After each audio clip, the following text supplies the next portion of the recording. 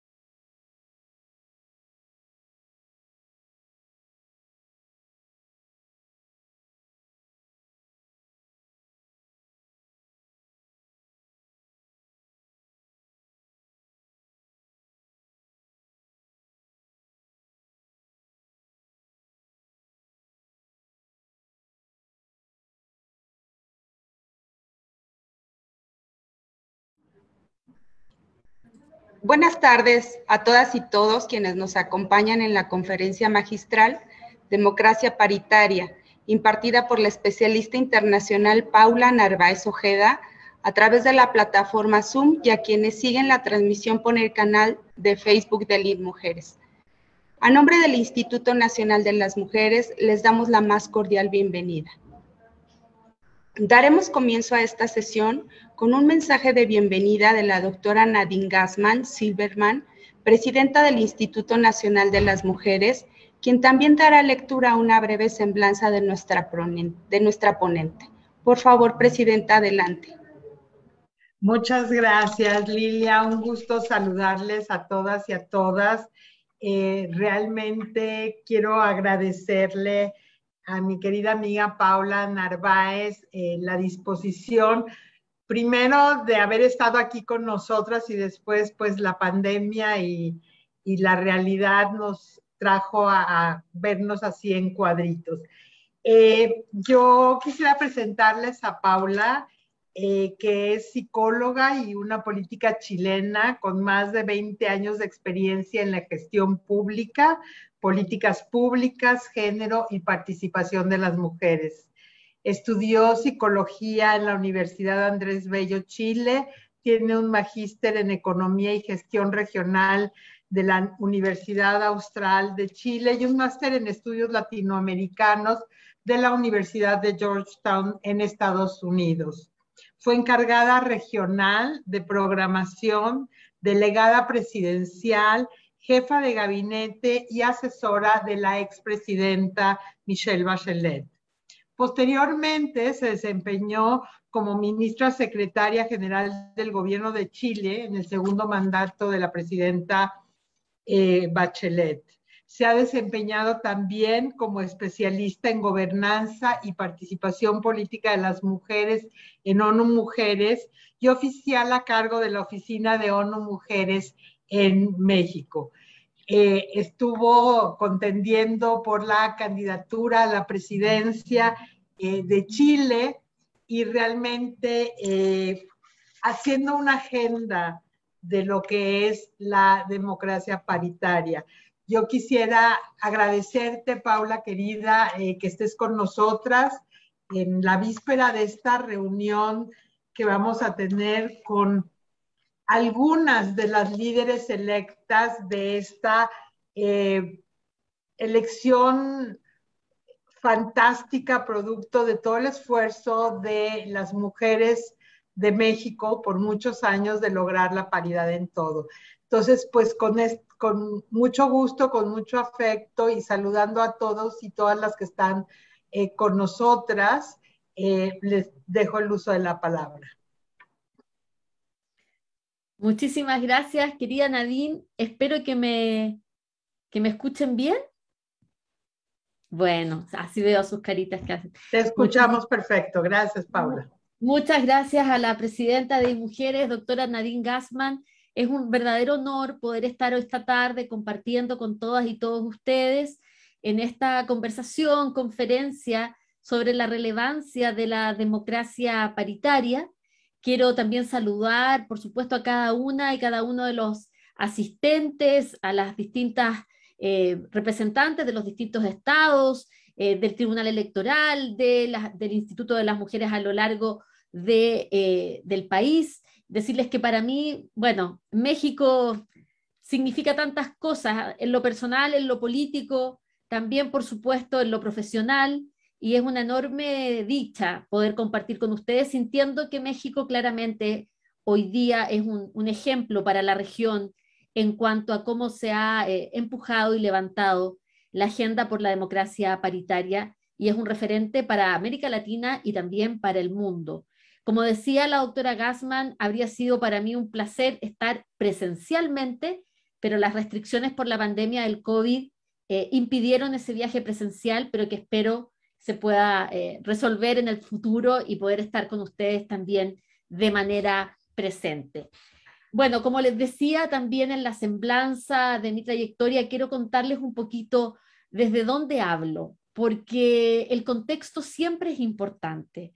No solo el contexto sociológico y cultural, sino que también cuando hablamos de las mujeres y hablamos de nuestra inserción en la política, nuestro propio contexto en la lucha es relevante, porque por eso las feministas de principios del siglo XX plantearon lo personal es político, justamente entendida que nuestra socialización como mujeres tiene un impacto directo en cómo vivimos nuestra condición de sujetas políticas.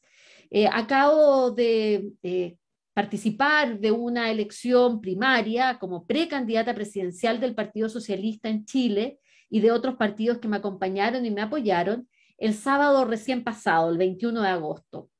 Y claramente, bueno, no resulté electa, no resulté ganadora, y creo que es importante como dato decirlo porque, por supuesto, por los aprendizajes que de ahí emergen, que tienen directamente que ver con la agenda por la promoción de la democracia paritaria. Por eso es que hago la conexión y como parte de la conferencia que quiero llevar ahora adelante, me gustaría hacer justamente ese vínculo que tiene.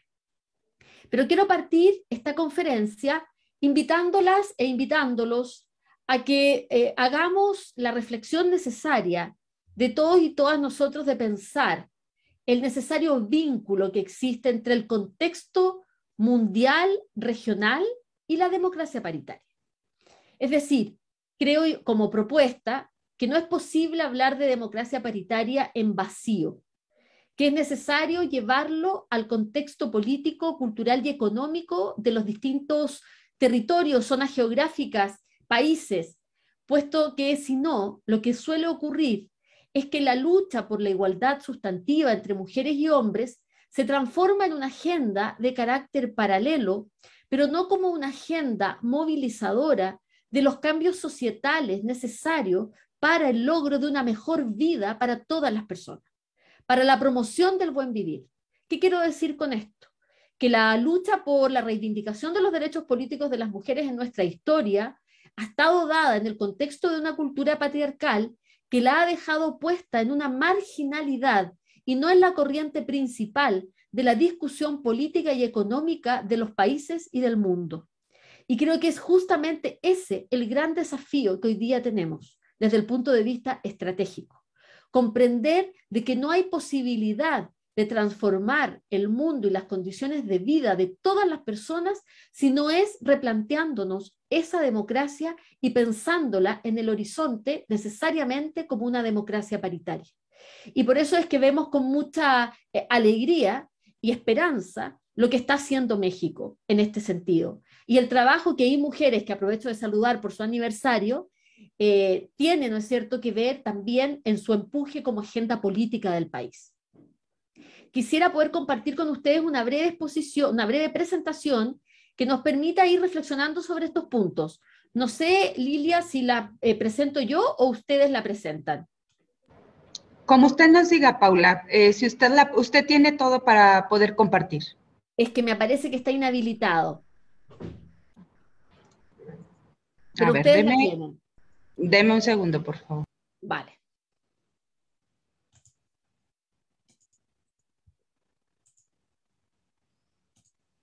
Ahí sí.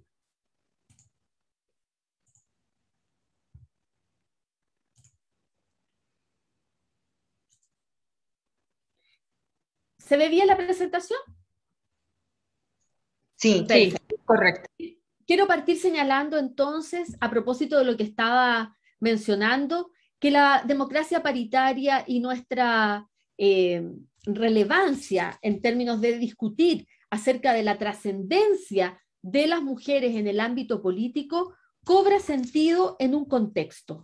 ¿Cuál es el contexto que hoy día tenemos como mundo? Claramente con sus diferencias evidentes, ¿no? Uno podría pensar la situación hoy día pandémica de gran parte del planeta, más allá de los controles que cada país ha podido tener de la crisis sanitaria. Y por otra parte, la crisis en Afganistán, que tiene un profundo impacto específicamente en el derecho a la vida de mujeres y de niñas específicamente. Cómo la democracia paritaria tiene frente a esos enormes desafíos una posibilidad, una apertura a ser un modelo y un enfoque necesario de asumir por parte del mundo para hacerle frente a esas situaciones. Digo esto porque el COVID, necesariamente la crisis sanitaria producto del COVID-19, ha significado, y se ha analizado y se ha dicho largamente, un retroceso en los derechos sociales, económicos, políticos y también humanos de las mujeres en el mundo. Este retroceso va a implicar, en el caso de América Latina, que una enorme cantidad de personas pase a vivir nuevamente en situación de pobreza, es decir, mujeres que habían superado la situación de pobreza vuelven a caer en esa situación al mismo tiempo que pierden, ¿no es cierto?, sus puestos de trabajo, la informalidad en el empleo aumenta, la crisis por los cuidados tienen un impacto económico importante y por lo tanto también el ejercicio de sus derechos participativos también o electorales y políticos también se ven resentidos. La crisis del COVID va a cambiar el escenario de América Latina como lo han advertido los organismos internacionales, específicamente la CEPAL, que ha dado una radiografía de cómo este impacto ha significado un retroceso de una década en el continente, lo que evidentemente pone aún más desafiante la situación de cómo logramos esa agenda de desarrollo sostenible que las Naciones Unidas comprometió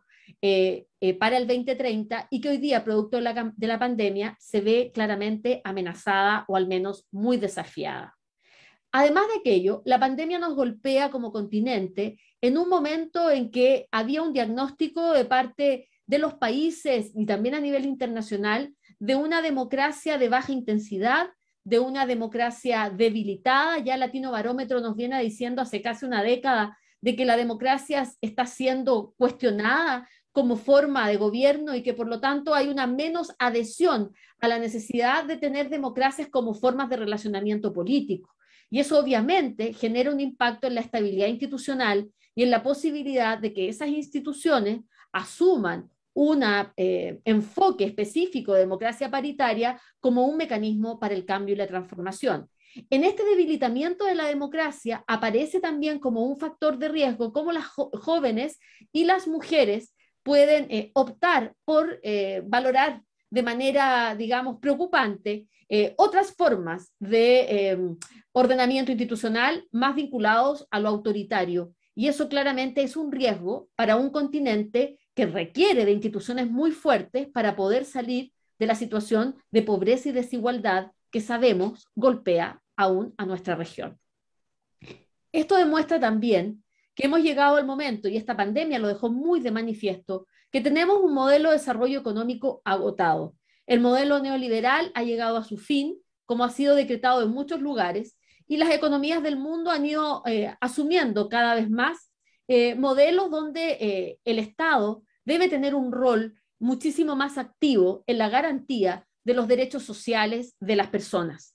De alguna forma, esta pandemia demostró que aquellos estados que tenían una, digamos, fortaleza desde el punto de vista de sus estructuras y de sus instituciones, fueron capaces de responder mejor a la crisis, que aquellos estados debilitados donde el modelo de mercado ha sido el que ha privilegiado, ¿no es cierto?, el que sea justamente ese espacio el que satisfaga las necesidades de las personas, generando enormes niveles de desigualdad. El caso chileno es uno de ellos y por eso lo hablo con esta propiedad. Es decir, un Estado ausente, un Estado que desprotege, un Estado que está, por lo tanto, no garante de la necesaria solidaridad que debe existir en un modelo de Estado de bienestar.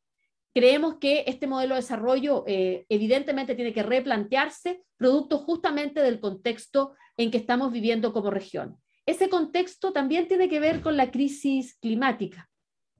La crisis climática hoy día, como lo informó Naciones Unidas hace pocas semanas atrás, no resulta ser un tema que podamos eludir.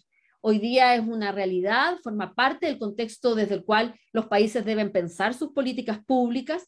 La emergencia climática tiene necesariamente un impacto diferenciado también de género, territorial, de género y de distintas, ¿no es cierto?, características o pertenencias de los distintos grupos de la población, pero claramente hoy día es un desafío para las economías del mundo, toda vez que si no se adecúan sus procesos productivos en función de esta crisis climática, esto resultará claramente en el aumento y la profundización de desigualdades y, por supuesto, también de vulneraciones de derechos de distintos grupos humanos. Por otra parte, necesitamos hacernos cargo, cuando hablo del impacto diferenciado de todos estos contextos, de un enfoque de interseccionalidad. Es decir, no solamente planteamos un modelo de democracia paritaria, sino que además paritario e interseccional. Nos basta con tener una mirada binaria de las cosas, sino que además darnos cuenta de que hay una diversidad de poblaciones, una diversidad de realidades que lleva necesariamente a replantearnos el impacto, por ejemplo, de las políticas públicas en función de esas características determinantes de cada grupo. Ejemplo, en el caso de las mujeres que están determinadas por su condición étnica, por su origen territorial, por su edad, por razones de disidencia o de, diversidad sexual, por una situación de discapacidad, entre otras muchas características que deben ser consideradas cuando promovemos y hablamos de enfoque de democracia paritaria. Ahora permítanme plantear muy brevemente, para que yo no me extienda mucho, me avisan por el tiempo, por favor, Presidenta Nadine, o cuando ustedes estimen si estoy hablando demasiado. Pero me gustaría plantearles que junto con este contexto actual que les estoy comentando y que me parece es donde tenemos que hacer que la democracia paritaria se asiente, no podemos pensar que el concepto de la participación de las mujeres en política es un concepto nuevo o que tenga que ver con una lucha reciente. Esta es una lucha histórica por parte de las mujeres y hemos tenido un marco normativo que se ha dado el mundo para poder insertar el concepto de democracia paritaria. Por ejemplo, ¿no es cierto?, el reconocimiento formal de los derechos políticos de las mujeres, la CEDAW, que es la Convención para la Eliminación de todas las formas de discriminación contra las mujeres, que sigue siendo el instrumento internacional más relevante desde el punto de vista de generar las recomendaciones necesarias a todos los estados para avanzar en la igualdad sustantiva entre mujeres y hombres, y plantea todavía enormes retos para los países. La Convención Interamericana para prevenir, sancionar y erradicar la violencia contra la mujer, que la conocemos en nuestra región por ser, ¿no es cierto?, de ahí emanó, que es una de las primeras instrumentos internacionales para el combate a la violencia de género y que tiene hoy día una relevancia fundamental para los avances que se deben emprender en este sentido. Hay también acuerdos de carácter político, además de los normativos. La Plataforma de Acción de Beijing, que hace poquito, y ustedes en México han sido un territorio absolutamente, digamos, protagonista de lo que fue la conmemoración de los 25 años de la Plataforma de Acción de Beijing a propósito del Foro Generación Igualdad, donde el gobierno de México a nivel global se caracterizó por ser un gobierno claramente protagónico, muy vanguardista, con una importante visibilidad internacional para llevar la voz de las mujeres y lo que significa revisar estos 25 años de avance de la Plataforma de Acción de Beijing. Así es que les cuento algo que es muy cercano para el proceso del Foro Generación Igualdad que ustedes han estado viviendo y llevando adelante el gobierno de México específicamente. También la Agenda Regional de Género, a través de las conferencias regionales de la mujer, que han ido instalando de manera, digamos, periódica, cada 3 años, cada 2 años, una agenda regional muy importante que guía a los Estados miembros a que justamente adecúen su legislación, sus políticas públicas, sus planes y programas para avanzar en materia de igualdad, de acuerdo a lo que la conferencia regional establece como tema prioritario. Es decir, hay una importante set de instrumentos, tanto normativos como políticos, para tener una agenda que nos mueva hacia este enfoque de democracia paritaria. Por lo tanto, recuerdo, ¿no es cierto?, lo que sucede en Montevideo el 2017, donde se establece el enfoque de democracia paritaria como un enfoque necesario de aplicar en nuestras democracias debilitadas en América Latina, y claramente eso ha sido también parte de la guía que se ha seguido. La Agenda 2030, como la mencioné en la primera parte de mi presentación, sigue siendo también un instrumento importante a seguir, donde los países van dando cuenta de los avances. Sabemos que por la crisis sanitaria esto se ha visto muy importantemente impactado en nuestro continente, pero sigue siendo un referente donde el eje transversal de igualdad sustantiva de género resulta importante, porque se da cuenta en cada uno de los objetivos, de los 17 objetivos, se da cuenta de cuál ha sido el avance en materia de género también.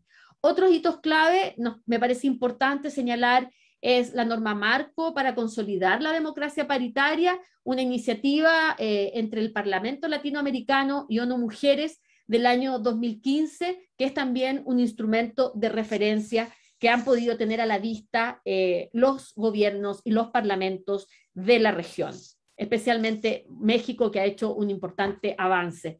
Tenemos en este contexto, en América Latina, en cuanto al marco normativo, 9 países con leyes de cuota, 9 países con medidas de paridad, y aquí quiero hacer una distinción que es bien importante, porque quiero decir que el camino hacia la paridad ha tenido distintos hitos. Un hito fue la primero adopción de leyes de cuota en los primeros años, ¿no es cierto?, de los 90, partió Argentina por ahí por el 91, 92, y luego se fueron sumando otros países, Chile para hablarles de un país que por supuesto conozco mucho, Chile adopta una ley de cuotas hace muy poco tiempo, estamos hablando después, en el segundo gobierno de la presidenta Michelle Bachelet, en un retraso bastante importante respecto de los restos de los países de América Latina, y sin embargo con un impacto todavía muy bajo desde el punto de vista de la capacidad de verdad de poder aumentar la representación política de las mujeres. Hay 9 países con medidas de paridad. Ustedes conocen muy de cerca el caso mexicano, que como decía hace un momento es un referente para la región.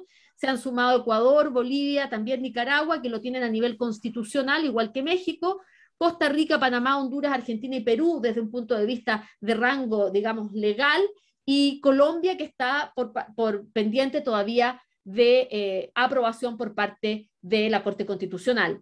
Eso hoy día marca una diferencia cualitativa significativa, y donde además tenemos que, digamos, desde el punto de vista cualitativo, mostrar el impacto que va teniendo en la capacidad realmente de modificar las agendas legislativas, la agenda política que se adopta en los países donde haya un aumento de mujeres.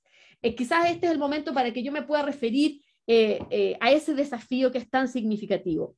Generalmente cuando hablamos de paridad o cuando hablamos de leyes de cuota en su momento, las leyes de cuota, recordemos, son medidas de carácter temporal, medidas especiales de carácter temporal, temporal que plantea la CEDAW en su momento, ¿no es cierto?, pero que claramente pasan a ser transitorias con la idea de que se corrija la histórica discriminación y desigualdad en la representación política de las mujeres, para que luego esto pase a ser, ¿no es cierto?, un hecho que se asume desde el cambio cultural que se tiene que producir. Sin embargo, eso no sucede o no ha sucedido, y por lo tanto la adopción de la paridad claramente como algo permanente establece el cambio estructural que se necesita para que las distintas estructuras del poder del Estado se organicen en torno a la paridad. ¿Qué es lo que ha hecho México al plantearse la paridad en todo? Claramente esto va a tener un impacto, con Nadine esto lo hemos conversado en el pasado, en términos de la necesaria sistematización que se requiere para mostrar cómo el impacto de las mujeres en el espacio de lo público cambia y transforma la agenda política. Y eso hoy día, si bien es cierto, existen sistematizaciones, todavía requiere de un volumen mayor porque no existe todavía una cantidad en el mundo de estructuras paritarias que nos permitan mostrarlo con la representatividad global. Pero si uno mira estudios de caso, sí está documentado el cómo la agenda legislativa se transforma y cambia. Yo sigo pensando que a nivel de agenda legislativa que asume temas tradicionalmente vinculados a los cuidados, vinculado a la salud sexual y reproductiva, vinculado al desarrollo comunitario, claramente es positivo. El volumen lo vamos a necesitar aumentar para justamente, desde mi punto de vista, lograr ese impacto que se requiere para el cambio del modelo de cultura, por una parte, pero sobre todo el modelo de desarrollo económico y social que necesitamos urgentemente en nuestra región de América Latina. Creemos que esta mayor posibilidad o apertura hacia estructuras paritarias en nuestra región se han dado principalmente en el caso de los congresos, de los parlamentos, con menor impacto en el sistema judicial, con menor impacto en el Ejecutivo, aun cuando ha aumentado el promedio de ministras a lo largo de América Latina, sigue siendo un número todavía bajo que puede estar promediando el 25 o el 30%, sin necesariamente llegar aún a la cifra, digamos, crítica, la masa crítica que se requiere, con un impacto mucho más, diría yo, deficiente aún a nivel local, donde todavía en el caso de la región, el nivel de alcaldesas es menor, aun cuando aumenta al nivel de concejalías o regidoras, dependiendo de la estructura de cada país. Sigue dándose entonces este caso de que en el Congreso vemos una tendencia al alza.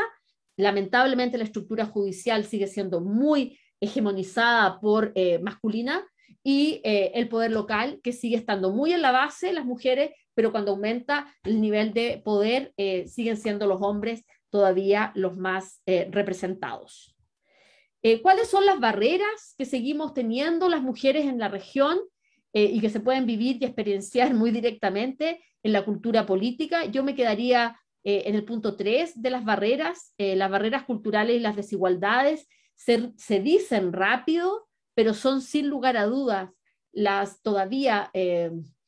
fuentes quizá de mayor, ¿cómo puedo decir?, insumo o recurso que se entrega para la resistencia de las mujeres en política. Es decir, la cultura sigue siendo determinante en el rol que las mujeres pueden jugar, tanto en los partidos políticos como en la vida pública, y por lo tanto operan como una barrera muy relevante para el acceso de las mujeres a los espacios de decisión. También hay barreras de carácter legal, diseños legales muy débiles, sistemas electorales que no están en el país, ¿no es cierto?, muy articulados o muy pensados para la promoción de la democracia más representativa, una falta de regulación en ese sentido, la resistencia de los partidos políticos, que forma parte de lo cultural, pero que forma parte principalmente de un tema del que cuesta más hablar, pero que se trata de todo, que el trasfondo de todo esto que estamos conversando, se trata finalmente del poder. Porque en el partido político, claramente, el giro principal es el ejercicio del poder. Y por lo tanto, en un modelo patriarcal que concentra el poder en unos pocos, pero que en el caso además de esta cultura machista la concentra en los hombres, la resistencia por hacer circular el poder, porque ese poder realmente se traspase hacia las mujeres, porque ese poder circule en la interseccionalidad de distintas realidades, sigue siendo una de las principales barreras que tienen las mujeres para poder tener un impacto a nivel de toma de decisiones. En los reclutamientos de los partidos políticos pueden ser tremendamente arbitrarios, pueden ser discrecionales los mecanismos de reclutamiento, poco transparentes, poco claros, poco participativos, y luego el nivel de selección es aún más arbitrario en muchos de los partidos políticos, en el sentido de que uno recluta candidatas y luego en el momento de la selección operan mecanismos que han sido una tradición en la hegemonía masculina y por lo tanto las mujeres quedan supeditadas a esas formas de hacer, a esas costumbres, a esas pautas que incluso a veces contradicen los propios estatutos de los partidos que se declaran incluso feministas, pero que a la hora de implementar siguen operando las viejas prácticas políticas que dejan fuera a las mujeres.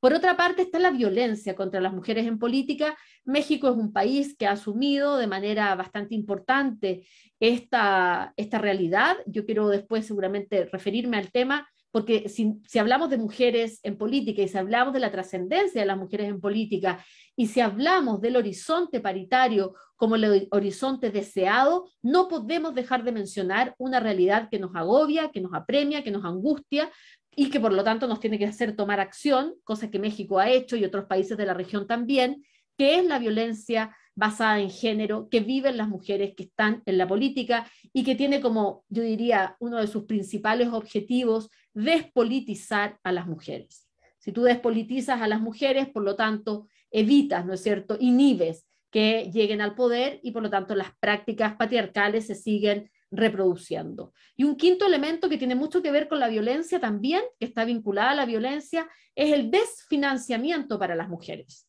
Las mujeres, por razones de nuestras estructuras legales, judiciales, de cómo se distribuyen los bienes en la familia, por la división sexual del trabajo y por los marcos normativos internacionales, nacionales, muchas veces no tienen acceso, no tienen patrimonio, no tienen capital, no tienen una, digamos, solidez financiera, un respaldo financiero que les permita iniciar una campaña que dependiendo del país, dependiendo del tipo de campaña, dependiendo si es una campaña nacional, subnacional, etcétera, requiere de una enorme cantidad de recursos financieros y que las mujeres no tienen simplemente. Y eso genera una barrera de entrada muy significativa para que las mujeres se puedan desempeñar en política. ¿Cuáles son los desafíos que tenemos? Bueno, presencia paritaria en todos los poderes y niveles, nivelar las condiciones de acceso y ejercicio, lograr una representación sustantiva, poder incluir además la diversidad de las mujeres. Y aquí me quiero detener un momento porque hemos avanzado sin lugar a dudas en una mayor incorporación de las mujeres. México es ejemplo concreto de ello, pero también, ¿no es cierto?, es importante cualitativamente quiénes son las mujeres que se incorporan. Es importante entender que esto no puede estar, digamos, vinculado exclusivamente a una élite, sino que necesitamos el reflejo y la representación de las distintas voces, de las distintas mujeres, porque las voces en lo público, en la arena política, no se escuchan igual. Se escuchan las voces de la élite principalmente, y lo que se requiere es romper justamente con ese sesgo y que sean las distintas voces, desde las más marginadas, ¿no es cierto?, y vulneradas, las que puedan estar en la arena política representando sus realidades. No estamos completo el cuadro si solo hablamos de una representación, digamos, desde el punto de vista económico, desde el punto de vista de las clases acomodadas, las que llegan a estar en el poder. Lo que se requiere es justamente la diversificación de esas realidades para poder hacer la transformación cultural y económica que se necesita. Los desafíos siguen siendo fortalecer los liderazgos de las mujeres y la transformación de la cultura social y política de nuestros países. Estoy hablando principalmente de América Latina, donde la cultura patriarcal y machista sigue siendo la que en la gran mayoría, en los grandes números, guiando o representando el poder en los distintos países. El desafío a esa transformación cultural es hoy día fundamental y forma parte también de la necesidad de instalar democracias paritarias, porque esa transformación cultural, si no, no sería posible.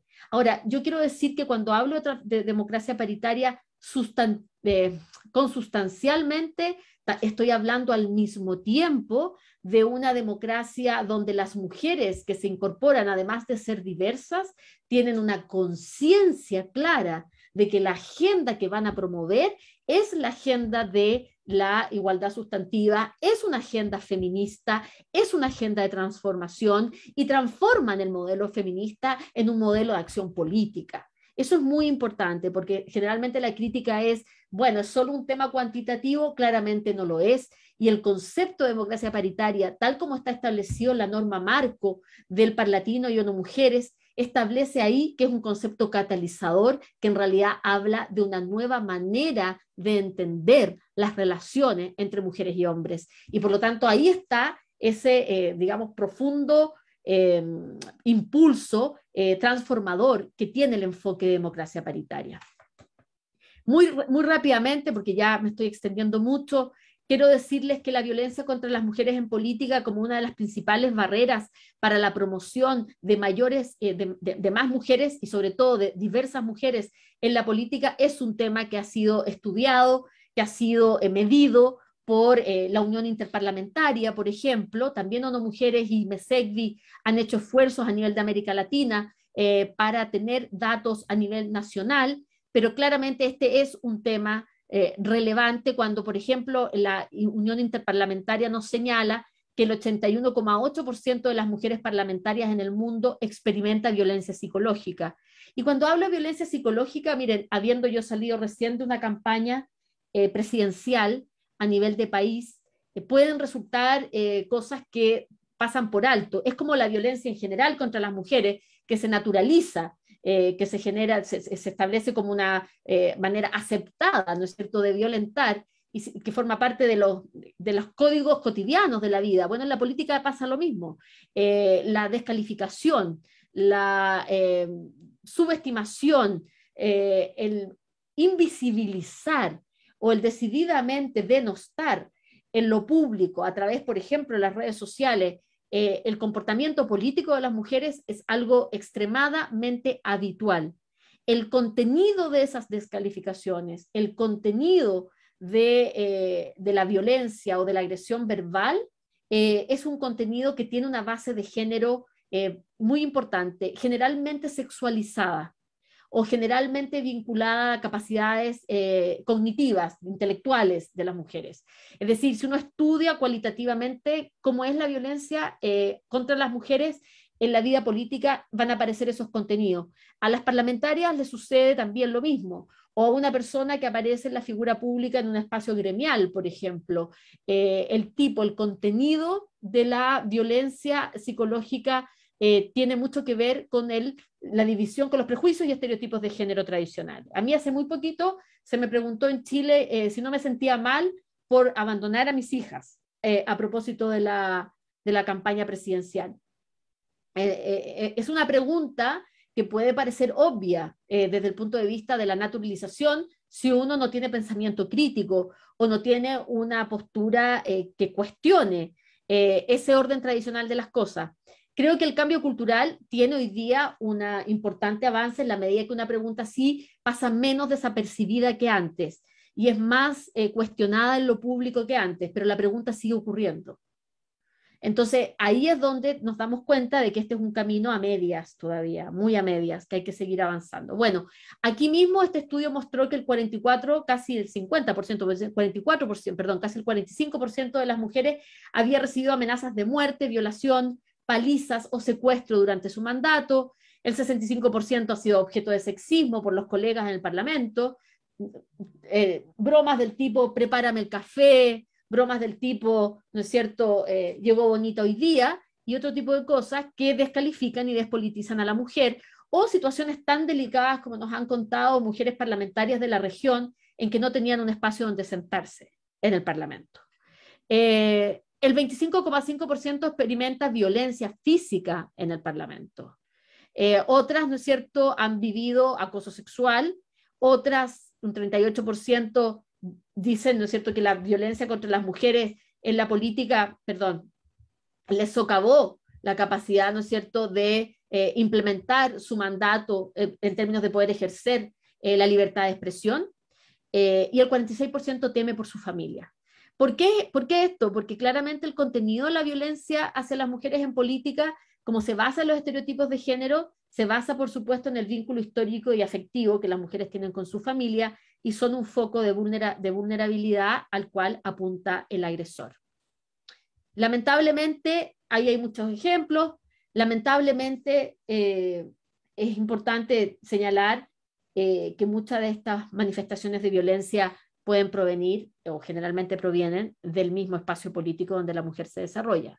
Es decir, esto es como la familia, ¿no? Cuando la violencia de género se vive en el espacio de lo privado, en el espacio doméstico, en el espacio familiar, es generalmente ese espacio que debiera ser refugio, el espacio de la agresión. En política también pasa aquello, que tu tienda política, tu partido político puede terminar siendo el que más te agrede.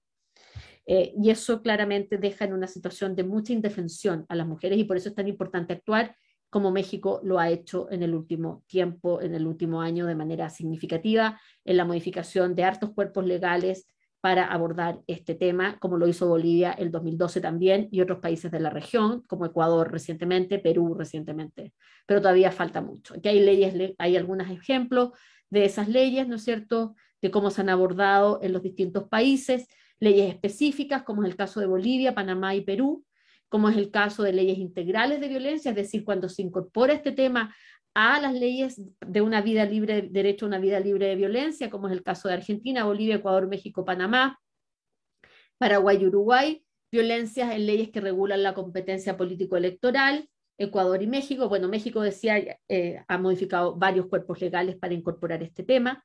Hay también protocolos de actuación, protocolos a nivel de órganos electorales que han permitido abordar este tema. Todavía creemos nosotros con poca, digamos, estandarizadamente, muy poco estandarizado a nivel de la región.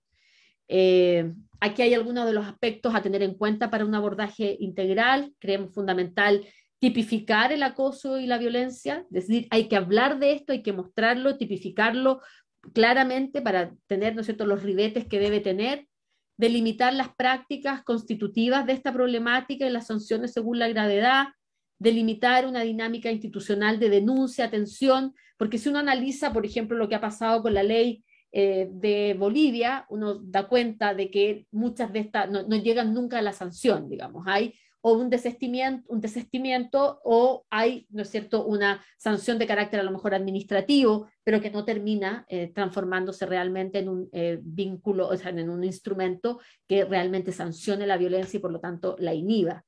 Establecer mecanismos para actuar con celeridad frente a la denuncia que promuevan su efectiva resolución, establecer instancias de registro y monitoreo de los casos de acoso y violencia, fortalecer las instituciones existentes para atender la violencia de género, promover e implementar iniciativas de sensibilización y prevención de la violencia y promover la voluntad política para la aplicación de la ley, porque sabemos, ¿no es cierto?, que nos podemos llenar de instrumentos legales que luego no tienen aplicabilidad.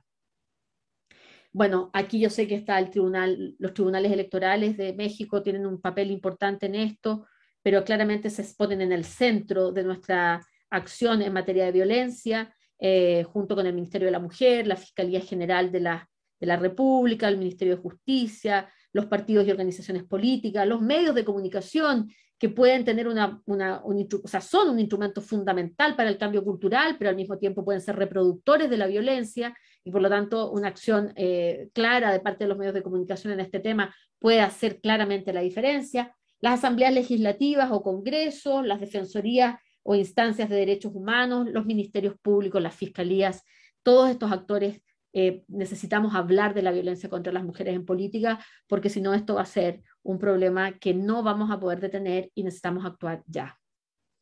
Bueno, y con esto, antes de terminar esta parte de la exposición, entiendo que ahora pueden haber preguntas. Hay ejemplos, solo quisiera terminar señalando lo siguiente. Hay un ejemplo importante desde el punto de vista del cambio cualitativo que podemos dar en materia de paridad. Y es, por ejemplo, lo que ha pasado en la Convención Constituyente chilena. Para quienes no saben, Chile hoy día está viviendo un proceso constituyente después de la revuelta social del año 2019. Se ha, ¿no es cierto?, llegado a través de un acuerdo del Congreso a tener un proceso constituyente. Ese proceso constituyente hoy día está comprendido como aparato por una convención constituyente paritaria y con escaños reservados para los pueblos indígenas de Chile. El logro de la paridad fue un logro desde el punto de vista de la acción de las politólogas, de la red de politólogas, por lo tanto de feministas, que hicieron una modificación, que lograron una modificación de la ley de manera que se asegurara no solo la paridad en las listas de las candidatas y candidatos a la Convención Constituyente, sino que se garantizara la paridad de salida. Una definición que durante mucho tiempo se nos dijo no era posible, se nos dijo que era una manera de desvirtuar la democracia, y sin embargo quedó demostrado, primero, que al promover listas paritarias y por lo tanto promover que haya más mujeres en los espacios de elección, la norma de paridad terminó en realidad cautelando y permitiendo que los hombres estuvieran representados. Hubo una gran cantidad de mujeres electas y por lo tanto la corrección operó en muchos casos para los hombres y en algunos para las mujeres, pero fue mayoritariamente para los hombres. Y eso claramente demuestra que es el instrumento también importante para la promoción de este cambio. Lo que hoy día está por asumirse o verse o entenderse es si esa paridad, que yo creo va a ser así, va a permitir tener una nueva constitución en Chile ya el próximo año, el 2022, con contenidos de igualdad sustantiva y de promoción y de garantía de derechos de las mujeres, que van a hacer una diferencia de manera de construir una constitución verdaderamente respetuosa, garante de los derechos humanos de las mujeres. Muchas gracias y quedo muy disponible para las preguntas, comentarios, observaciones que puedan tener. Paula, muchas gracias. Algo maravilloso que hemos escuchado en este momento, ¿no? En este momento abrimos, si bien es cierto, en el chat nos ayuden las personas que nos acompañan a escribir sus preguntas para que nuestro equipo las compile y podamos hacer bloque de 5 y nuestra ponente Paula Narváez nos ayude a contestarlas. Entonces, no sé, daremos un poco de tiempo para que podamos contar con ellas, tanto en el chat del Zoom o en el Facebook del Instituto. Presidenta, no sé si usted quiera comentar algo. Bueno, mientras compilamos las preguntas, agradecerte, Paula, por esta importante reflexión que, como bien decía Lilia, es tan relevante en este momento en México, ¿no?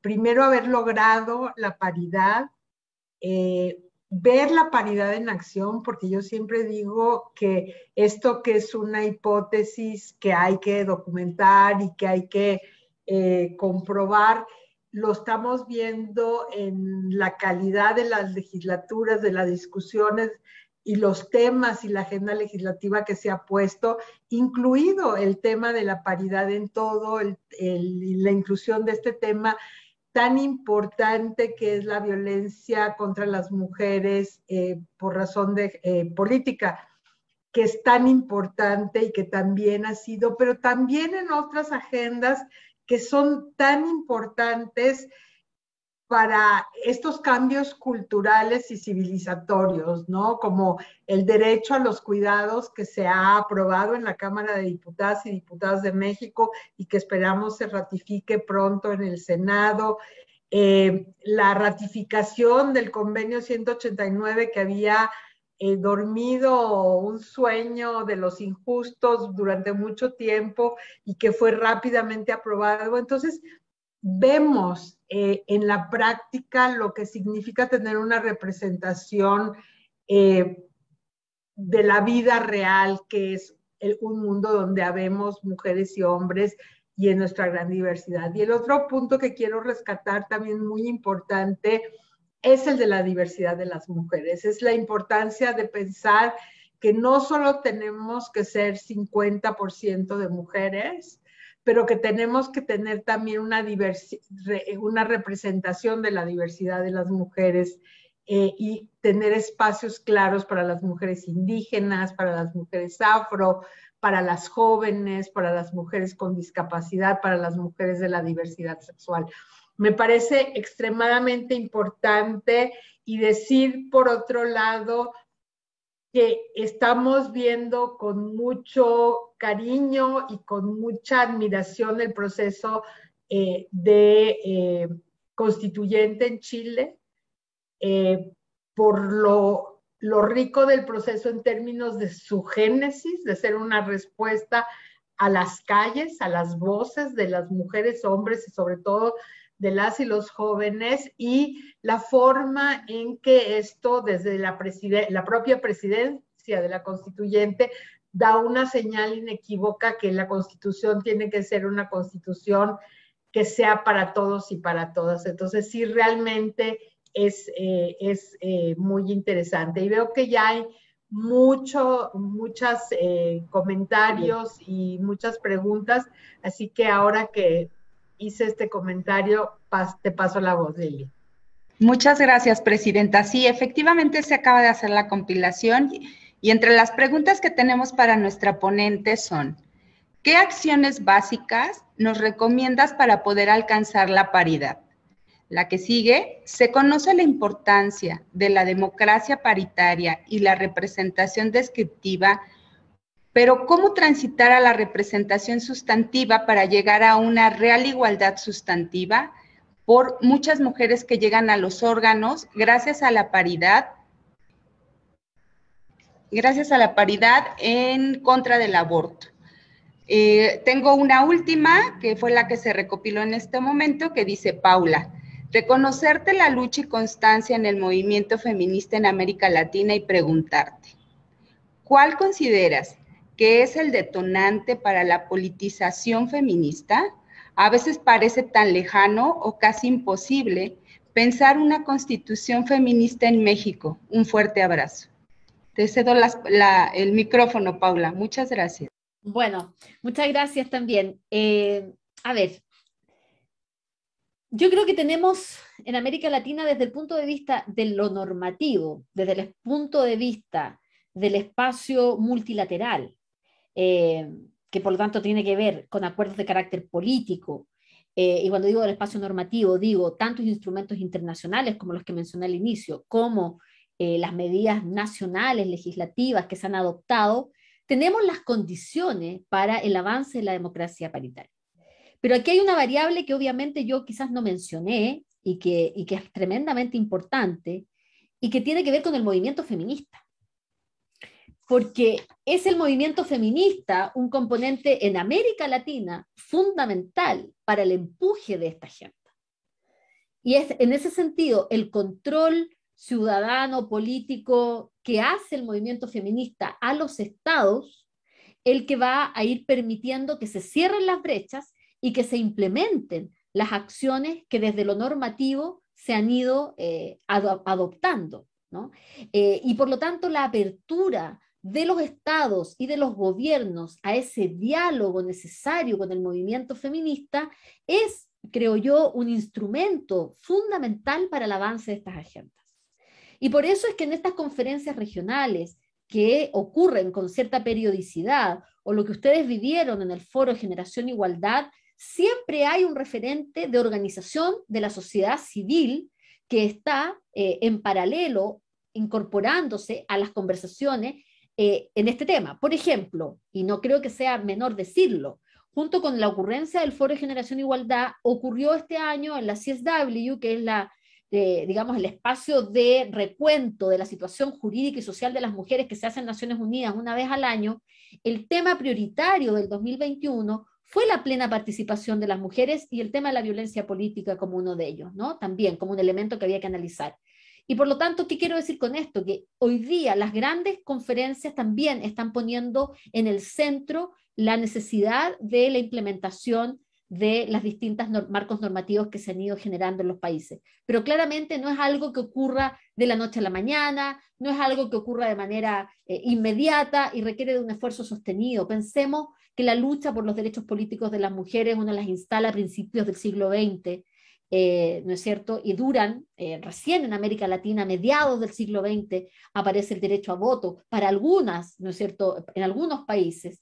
Es decir, hay una resistencia cultural muy fuerte a asumir estas agendas. Y es por eso que yo lo vinculo necesariamente con la mayor influencia en las agendas políticas generales de los países desde una óptica feminista. Miren, yo les voy a contar por cómo cuesta tanto esto, ¿no? Desde el punto de vista de mi propia experiencia, sin querer ser autorreferente, pero lo tengo tan fresco porque lo acabo de vivir. Yo me planteé un programa de gobierno feminista y transformador. Y las resistencias que vienen incluso del propio mundo, ¿no?, político, no es necesario que digas que eres feminista. Ya todo el mundo lo sabe. Entonces, más bien, no lo digas porque eso puede generar ciertos resquemores o cierta resistencia. Y uno se pregunta y dice, pero ¿qué más transformador que plantearse un modelo de desarrollo pensado desde el feminismo y que se hace cargo también de las brechas económicas, de la emergencia climática, de los problemas de concentración territorial, de los problemas de seguridad alimentaria, etcétera, ¿no? Pero como no está concebido así, todavía se ve desde el paradigma patriarcal, se generan esas resistencias. Entonces, ¿qué tenemos que hacer? Seguir bregando por esto. No podemos bajar los brazos. Desde la sociedad civil, desde la institucionalidad pública, desde los ministerios de las mujeres, desde los órganos electorales, somos los encargados, las encargadas de seguir empujando esta agenda con mucha fuerza, pero además asumiendo que cuando se abre voluntad política hay que aprovecharla con todo, porque la voluntad política cambia las cosas. Miren, lamentablemente, yo sé que yo no tengo una definición esencialista, obviamente, de las mujeres en el poder, porque pasa lo que decía una de las preguntas que se me hacía recién. ¿Cómo logramos la igualdad sustantiva si hay mujeres que se resisten, por ejemplo, a la garantía de los derechos sexuales y reproductivos, como la interrupción del embarazo o el aborto? Aquí en Chile también ha sucedido, ha sido una discusión muy dura. Y sé que ha ocurrido también en México y en otros países, ¿no es cierto? Sin embargo, creo que a pesar de esas diferencias, la posibilidad de que más mujeres lleguen al espacio de poder y se logre la masa crítica es donde se logran las transformaciones. Está esa frase histórica de que cuando una mujer entra a la política cambia la mujer, cuando muchas mujeres entran a la política cambia la política. Y es hacia allá donde estamos apuntando. Y creo que el camino que vemos es hoy día, a pesar de los temores que tenemos producto del deterioro de post-pandemia, claramente el mundo está empujándose hacia una agenda que es hacia allá, pero no hay que soltarla. Y por ahí leí en el chat también acerca de una propuesta muy lógica que yo comparto plenamente, que es que la educación pública, laica, no sexista, es un eje, digamos, transversal, pero además completamente fundamental para la transformación cultural. Es decir, es la educación, son los sistemas educativos públicos donde podemos transformar las relaciones y establecer un nuevo pacto social entre mujeres y hombres. Hoy día lo que se está dando en Chile, en el mundo y en la región especialmente, es un nuevo pacto social producto de la crisis económica que se vive en el continente. Pero ese nuevo pacto social es la oportunidad para este nuevo pacto de democracia paritaria que establece una nueva relación entre mujeres y hombres también. Se conjugan ambas cosas. Yo creo que ahí está el desafío. He estado en ese espacio de discusión política ahora muy vigentemente y todavía cuesta mucho porque la estructura está fundada, está impregnada de una cultura patriarcal que le dio la vida. Es decir, nuestros estados-nación nacen de un concepto patriarcal y de discriminación. La transformación de eso requiere de nuestra fuerza, nuestros cambios, de lo que se está haciendo, yo creo que sí, pero de una mayor volumen de exigencia de parte del movimiento social y específicamente del movimiento feminista. Paula, muchas gracias. De hecho, hay felicitaciones, agradecimientos por la ponencia. Y en ese mismo tenor vamos continuando con las preguntas que nos está haciendo nuestra concurrencia tanto en Zoom como en Facebook InMujeres. Dice así: frente a un escenario político y económico y social complejo en América Latina, ¿usted cree que hay riesgo de tener retrocesos en los derechos de las mujeres y las niñas al ver el avance de las derechas? Siguiente pregunta: frente a un escenario político, está repetida. Paula, ¿qué se tendría que hacer para incentivar la participación política de las mujeres en un contexto de aumento de la violencia política para las elecciones del 2024? Un gran problema es la brecha de implementación en México. Tenemos un avance en el marco jurídico para atender la prevención, atención, sanción y erradicación de la violencia contra las mujeres, y en particular la violencia contra las mujeres en política, pero en la práctica es difícil de aplicar. ¿Qué acciones se pueden realizar para cerrar esta brecha? En México existe un riesgo de regresión en el derecho a la paridad política, porque se entiende como paridad numérica y no como principio constitucional. Se ve la paridad como 50-50, solo numérica. ¿Cómo impedir este intento regresivo? Bueno, Paula, yo, el micrófono. sí, Gracias. yo no creo tener como de alguna forma la clave del éxito en esto, claramente, ¿no? Porque son procesos culturales y también están muy determinados por cada contexto nacional, pero yo sigo insistiendo que aquí la trilogía, digamos, virtuosa, está dada desde mi punto de vista por una articulación del movimiento social, del movimiento feminista, como un elemento fundamental, junto con un mecanismo de género, un mecanismo de las mujeres en el espacio público, que en el caso de México es el Instituto de las Mujeres, y por otra parte un sistema normativo que sea solvente con leyes de última generación. Y esa trilogía es muy relevante. Y por lo tanto, el estatus del mecanismo de la mujer al interior del aparato estatal resulta fundamental en términos de la capacidad de coordinación de políticas públicas y de la capacidad de transformación de las agendas políticas de los países donde esto se incorpora como parte sustantiva de la discusión política. Y ese círculo virtuoso, si se genera, yo creo que es una manera de avanzar importante, ¿no? Para el cierre de las brechas. Por otra parte, creo también que nunca podemos dar por garantizado el hecho de los logros en paridad. Y lo voy a decir de esta manera: nosotros tenemos una situación, digamos, evidente en América Latina. Tuvimos en su momento 5 presidentas de gobierno, pues jefas de Estado en el continente, y hoy día no tenemos ni una. Y entonces, ¿qué quiere decir esto? Quiere decir que el gran desafío sigue siendo cómo las mujeres se sostienen, cómo nos sostenemos, para hablarlo en primera persona también, cómo nos sostenemos en los espacios de poder. Porque lo que sucede es que la mujer entra al espacio de poder y luego sale y no necesariamente significa que llega otra. Y eso está demostrando entonces que tenemos un enorme desafío de sustentabilidad o sostenibilidad de las mujeres en el poder. Y ahí que opera como una cosa súper estructural, que es la división sexual del trabajo, que sigue operando como un elemento articulador de la verdadera garantía de ejercicio de derechos de las mujeres en todos los espacios económicos, sociales, políticos y culturales. La división sexual del trabajo es hoy día un elemento gravitante en las trayectorias de las mujeres, en sus trayectorias políticas, pero también en sus otras trayectorias. Entonces, la pandemia lo demostró, es decir, la crisis de cuidados que se generó por la pandemia demostró que tenemos un problema estructural que impide que las mujeres, por ejemplo, tengan garantizado el derecho al trabajo, el derecho al ingreso, el derecho a su inserción, en el caso político, por ejemplo, ¿no? Entonces, los sistemas nacionales de cuidado, que creo que con esto también contesto algunas de las reflexiones que habían detrás, el sistema o los sistemas nacionales de cuidado forman parte fundamental de la superación de la división sexual del trabajo. Porque claramente sitúan el rol de cuidador y cuidadoras no en la mujer, sino que en una institucionalidad que asume que los cuidados tienen que desarrollarse para que la sociedad funcione y no pueden estar supeditados a la capacidad de las mujeres de seguir subsidiando a los estados y a las sociedades en su conjunto, haciéndose cargo de las tareas de la economía del cuidado.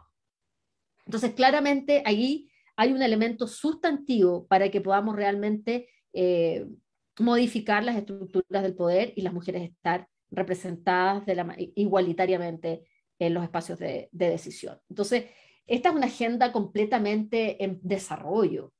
Y yo entiendo un poco la presión de decir, tenemos todo esto implementado en términos legales, pero, o más bien diseñados en términos legales, descritos en términos legales, pero ¿cómo lo implementamos? Yo entiendo esa ansiedad que se genera, ¿no? Pero hasta hace unos años atrás no había nada. O sea, quiero decir que también es importante mostrar lo que se ha avanzado, porque hasta hace poquito no había nada. Entonces, ¿cómo llegamos a este punto en el que estamos hoy? Y vuelvo al espacio multilateral, que yo sigo pensando que sigue siendo fundamental, porque los estados se comprometen a través de los instrumentos internacionales, sigue siendo la presión de la sociedad civil y del movimiento feminista otro elemento, y por supuesto, insisto, la institucionalidad pública que moviliza la agenda.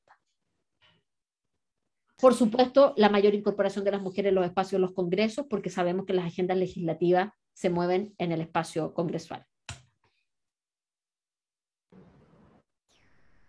Gracias, Paula. Tenemos 3 preguntas más. Una de ellas, que me gustaría leerla tal cual la ponen en el chat, es: ¿volverías a presentarte candidata? Ay, eso puede ser una noticia personal si yo contesto eso. Te dejo los micrófonos. Eso va a ser una noticia en Chile. No, a ver, ¿sabes qué? Voy a contar algo que me parece importante por el contexto de la conversación que estamos teniendo. A ver, el cómo uno llega a ser candidata obviamente tiene distintas historias, distintas posibilidades. En mi caso, yo llegué a ser candidata por las mujeres. Entonces hay un contenido ahí que es súper importante. Fueron las mujeres, en este caso de un partido político donde yo milito, que es el Partido Socialista de Chile, y otras mujeres independientes, las que se articularon y dijeron en una carta: nunca más sin nosotras. Porque en ese momento no había ninguna candidata mujer para la presidencia de Chile. Y por supuesto el contenido de esa carta reivindicaba el hecho de que es una anomalía, obviamente en nuestros tiempos, que en un espacio tan importante no existan mujeres. Eso no puede ser, ¿no? Es una crisis eso, significa que algo está mal. Y por lo tanto, si uno ha estado en su trayectoria política vinculada a la promoción de los derechos de las mujeres en todos los espacios, habría sido un contrasentido, desde mi punto de vista, no aceptar esa invitación. Entonces contesto el futuro con una respuesta o con un hecho, del pasado. Quienes estamos por la promoción de la participación política de las mujeres como un derecho en sí mismo, pero principalmente como un mecanismo de transformación social, nunca nos vamos a restar. Recién salida, obviamente, de un proceso que no fue fácil, que viví de manual todas las cosas que viven las mujeres en política, no es una respuesta que yo pueda dar hoy día con certeza. La doy desde un punto de vista analítico. Creo que es tan necesario la transformación de nuestras sociedades desde justamente una mirada feminista, porque creo que ahí están las claves y las respuestas necesarias para, como lo dije al inicio de mi presentación,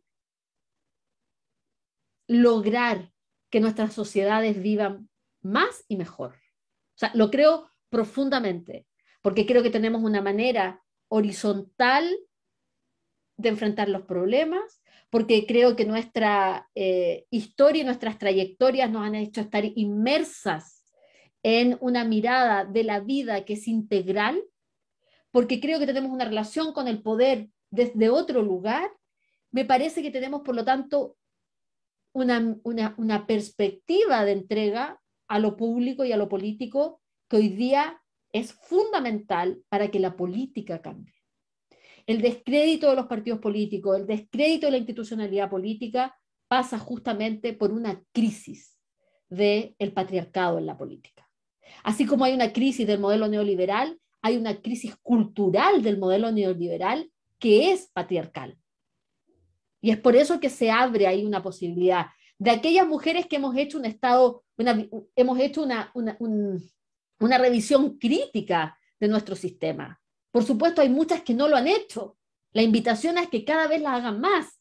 Por eso es importante la formación, las escuelas, las capacitaciones. Todo eso son herramientas fundamentales. Nunca va a estar de más una escuela de formación de mujeres en política. Nunca.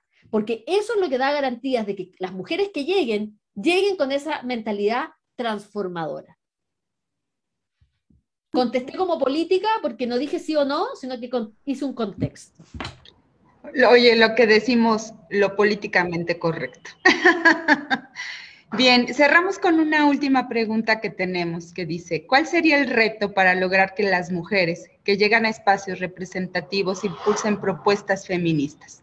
Cedo el micrófono, gracias. Hoy día hay algunos mecanismos que son interesantes. Como decía primero, todo lo que los partidos políticos hagan, especialmente las estructuras dentro de los partidos políticos que tienen que ver con vicepresidencias de la mujer de los partidos, secretarías de la mujer, comités de la mujer, hay distintas nomenclaturas en función de los distintos partidos políticos. Creo que ese es un espacio interesante de cómo se forman las mujeres para luego ser candidatas y luego al resultar electas, tener agendas desde este punto de vista. Segundo, porque creo que hoy día las maneras de estar en política se han modificado, ya no es solo a través de los partidos políticos, es también a través, ¿no es cierto?, de los movimientos sociales, donde hay una mayor permeabilidad hacia estas agendas, lo que también hace que cuando lleguen al Congreso tengan una mayor cantidad de insumos en estas materias, pero también porque los congresos desde hace ya un buen tiempo han desarrollado una institucionalidad importante que son las comisiones de género o las bancadas feministas. A veces hay las dos cosas, comisión de género y bancada feminista, y eso también permite en esos espacios tener agendas de género desde el punto de vista legislativo. Pero no basta con lo que pasa en el Congreso, se necesita también en el Ejecutivo, y yo creo que ahí el rol de los mecanismos de la mujer son fundamentales, y en el caso local, las agendas locales de género, que se promueven muy fuertemente también en espacios de capacitación y formación, como lo hace la Unión Iberoamericana Municipalistas y otras instancias que agrupan al nivel local, a nivel internacional, y que hoy día son más conscientes de las agendas locales de género, como el evento que se celebró en México durante el 2020, justamente en Colima, donde se habló de las agendas locales de género, y ahí entonces hay un espacio sobre todo para abordar temas como la seguridad pública desde un enfoque de género, como el derecho a la ciudad desde un enfoque de género. Es decir, cada nivel de acción hoy día requiere de estas agendas y que se impulsan justamente por la capacidad de articulación de las propias mujeres que llegan a estar en esos espacios. El desafío más grande es que las mujeres al llegar a los espacios de poder no abandonen esta agenda. Y yo creo que para no caer en esa trampa es porque toda la agenda política que uno lleve adelante tiene que tener un enfoque de igualdad sustantiva. Muchísimas gracias, Paula. Bueno, pues no tenemos más preguntas en nuestros chats. Por ello, para finalizar, daremos el uso de la voz a la doctora Nadine Gassmann-Silberman, presidenta del Instituto Nacional de las Mujeres, para que nos dirija un mensaje de cierre. Gracias. Presidenta, le dejo el micrófono. Muchísimas gracias. No me queda más que agradecerte, Paula, la posibilidad de estar con nosotras. Por lo menos en esta plataforma estuvimos 120 personas conectadas, más la gente que estuvo en el Facebook Live, así que creo que fue una buena audiencia para escuchar esta reflexión desde lo político, lo personal. Como bien decimos, lo personal es político y lo político es personal. Y esta llamada a la reflexión de ahora que estamos en este momento en México con una paridad que está funcionando, que está trabajando, que obviamente tenemos grandes expectativas y esperanzas que se dé esta transformación cultural de la que tanto nos has hablado, tanto en los partidos políticos como en el ejercicio del poder, en el ejecutivo, en el legislativo, en el propio judicial, aunque se nos resistan un poco más. Realmente me parece que tu experiencia personal, tu trayectoria nos da motivo de, por un lado, realidad, expectativas, esperanza, y ver cómo este compromiso pues está siempre en todo, aún en momentos que sería mucho más fácil decir no, como creen, ¿no? O sea, realmente creo que es un momento muy importante, muestra la solidez, no solo tuya, pero de muchas mujeres que se embarcan en esta transformación tan importante. Agradecerles a todas y a todos los que estuvieron con nosotros de todo el país, y decir que vamos a seguir hablando de esto y vamos a seguir reflexionando de cómo hacer que esta paridad en todo sea la llave de la transformación que estamos buscando en todo también. Así que muchísimas gracias y nos vemos pronto. Gracias, Paula, querida. Muchas gracias. El Instituto Nacional de las Mujeres agradece su presencia. Que tengan buena tarde. Hasta luego.